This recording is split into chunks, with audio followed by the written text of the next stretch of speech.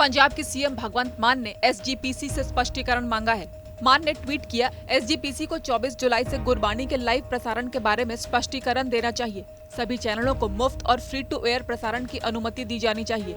अगर सरकार को सेवा का मौका मिलता है तो हम 24 घंटे के भीतर सभी व्यवस्थाएं करेंगे। इसी के साथ ही एसजीपीसी द्वारा निजी चैनल को गुरबानी प्रसारण जारी रखने के लिए कहने पर भी मुख्यमंत्री का ट्वीट सामने आया है। इसमें उन्होंने तंज कसते हुए लिखा, हैरानी की बात है कि एक एसजीपीसी एक निजी चैनल को निवेदन कर रही है कि आप पवित्र गुरबानी प्रसारण करते रहें, बाकी क्यों नहीं? क्या चैनल के जरिए परिवार को फिर से गुरबानी प्रसारण के अधिकार दिए जाएंगे? लालच की हद होती है।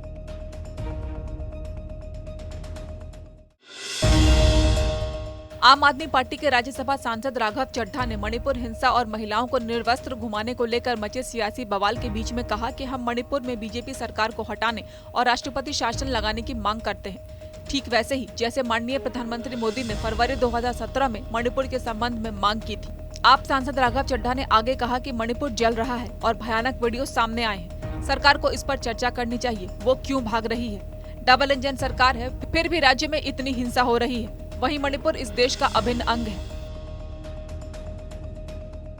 मणिपुर के विषय पे चर्चा की बात है। हमने कहा कि मणिपुर जो है एक भारत देश का अभिन्न अंग है। मणिपुर जल रहा है, वहां से हैवानियत भरी तस्वीरें, वीडियो सामने आ रही हैं। सरकार इस पर बहस कराए। सरकार क्यों भाग रही है इस बहस से? मणिपुर में भाजपा सरकार, केंद्र में भाजपा सरकार, डबल इंजन की सरकारें चल रही हैं, लेकिन नजर सिर्फ डबल हैवानियत ही आ रही है, डबल दरिंदगी आ रही है। सरकार क्यों नहीं बहस कराना चाहती? मुझे तो समझ में नहीं आता। सीमा सुरक्षा बल और पंजाब पुलिस की एक संयुक्त टीम ने शुक्रवार सुबह पंजाब के तरन तारण जिले के मस्तगढ़ गांव के बाहरी इलाके में एक और पाकिस्तानी ड्रोन बरामद किया। विशेष सूचना पर बीएसएफ और पंजाब पुलिस द्वारा शुरू किए गए तलाशी अभियान के बाद तरन तारण के मस्तगढ़ गांव के बाहरी इलाके से ड्रोन बरामद किया गया। ड्रोन को तरन तारण जिले के मस्तगढ़ गांव से सटे खेत से टूटी हालत में बरामद किया गया। ड्रोन भी model quadcopter DJI matrice 300 RT की श्रृंखला का क्वाडकॉप्टर था। बीएसएफ पंजाब फ्रंटियर ने भी अपने आधिकारिक ट्विटर हैंडल पर इसकी जानकारी दी। हरियाणा के बहुचर्चित रॉबर्ट वाड्रा लैंड डील की फाइलें बाढ़ में बह गई हैं। जो फाइलें बची भी हैं, वो बेसमेंट में पानी भरने की वजह से पूरी तरह बर्बाद हो चुकी हैं। इस संबंध में बैंक प्रबंधन ने इस घोटाले की जांच कर रही हरियाणा पुलिस को SIT की रिपोर्ट सौंप दी है।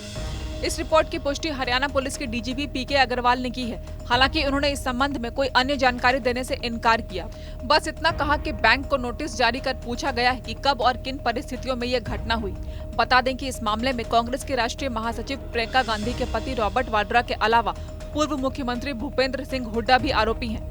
पुलिस सूत्रों के मुताबिक मामले की जांच कर रही हरियाणा पुलिस की SIT ने बैंक को नोटिस जारी कर स्काईलाइट हॉस्पिटैलिटी और स्काईलाइट रियलिटी कंपनी के खातों में हुई ट्रांजैक्शन की डिटेल मांगी थी। पूछा था कि इन दोनों कंपनियों के खाते में कितना और कहां-कहां से फंड आया। इन दोनों ही कंपनियों के निदेशक रॉबर्ट वाड्रा थे। डेरा प्रमुख राम रहीम की पैरोल को लेकर हरियाणा सरकार पर सवाल उठने लगे हैं, क्योंकि राम रहीम को कैद के 30 महीने के दौरान 7 बार पैरोल मिल चुकी है। इसी साल जनवरी में 40 दिन की पैरोल मिलने के बाद अब फिर 30 दिन की पैरोल दिए जाने पर सरकार सवालों के घेरे में आ गई है। जिसे लेकर डिप्टी CM दुष्यंत चौटाला से जब सवाल किया गया तो उन्होंने साफ शब्दों में कहा कि जेल मैनुअल के हिसाब से पैरोल मिलता है, किसी के संवैधानिक अधिकार का हनन नहीं किया जा सकता। होता है तो उसको जेल मैनुअल के हिसाब से परमिशन निरंतर मिलती है। ये चीज तो कांग्रेसी जब चौटाला साहब को, डॉक्टर अजय सिंह चौटाला जी को भी पैरोल मिलती थी, कहते थे नहीं कहते जी?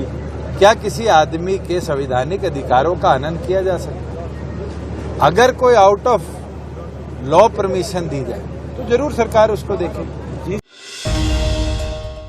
गुरुग्राम के एक होटल में भोजपुरी एक्ट्रेस को काम दिलाने से पहले इंटरव्यू के बहाने रेप का मामला सामने आया है। पुलिस को यह शिकायत देने वाली युवती का कहना है कि वो भोजपुरी एक्ट्रेस है। सोशल मीडिया इंस्टाग्राम पर उसका प्रोफाइल है जिस पर काफी फॉलोअर्स हैं। वो अक्सर अपनी वीडियोस पोस्ट करती रहती है। कुछ दिन पहले महेश पांडे नाम के एक व्यक्ति से उसका संपर्क हुआ, जिसने कहा कि वो भोजपुरी फिल्म इंडस्ट्री में है और काम दिला सकता है। फिर 29 जून को उद्योग विहार एरिया के एक होटल में इंटरव्यू के बहाने बुलाया। मामले में उद्योग विहार थाने में रेप, धमकी देने समेत अन्य धाराओं में FIR दर्ज की गई है। ACP क्राइम वरुण दहिया ने बताया कि मामले में टीम कार्रवाई कर रही है।